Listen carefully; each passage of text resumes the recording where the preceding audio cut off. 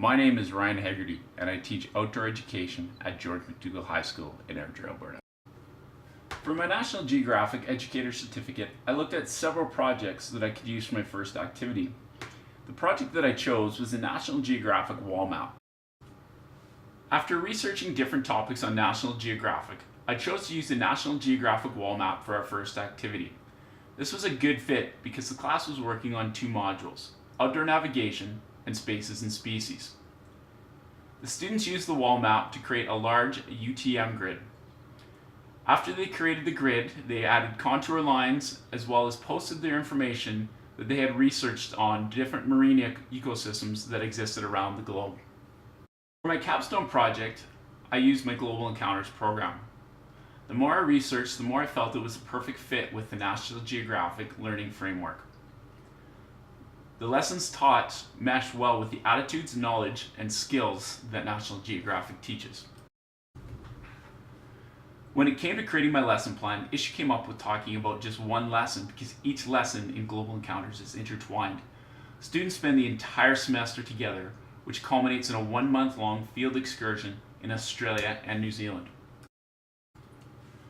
The class has many projects to get ready for the field excursion. Two of the larger projects are for them to create a didgeridoo out of a recycled Christmas tree and to develop a travel guide. As part of the travel guide, students are required to create daily activity plans. They have to research natural attractions and dive into local customs. The students will also be learning what travel requirements are needed for them to get into foreign countries. They will be looking into different cities that we will be visiting and the conservation efforts taking place in Australia and New Zealand.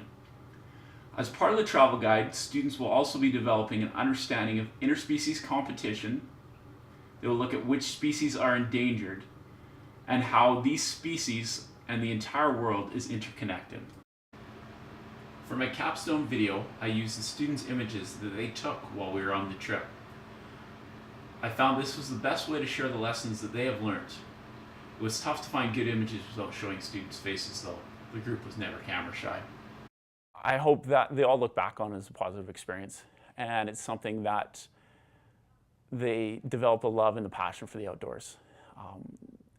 That later in life that they want to travel, and they see the world not as this tiny little box, but the world is not a box at all. That they can do anything they want anywhere in the world, and there is really no limitations on what they can accomplish. That once they do all these activities, they find that they can push themselves and they can be successful at whatever they want to achieve in life. So they're doing an experience that takes them outside of their comfort zone and really puts them every day into the learning zone.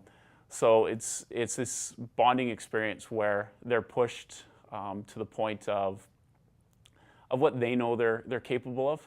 And they learn that they're able to do a lot more than they ever thought. So you see a lot of growth in their maturity.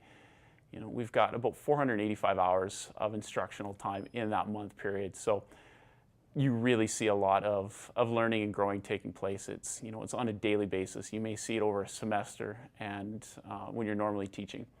But when you've got them over 30 days, you see differences in the kids on a daily basis. They're growing and changing and maturing. So.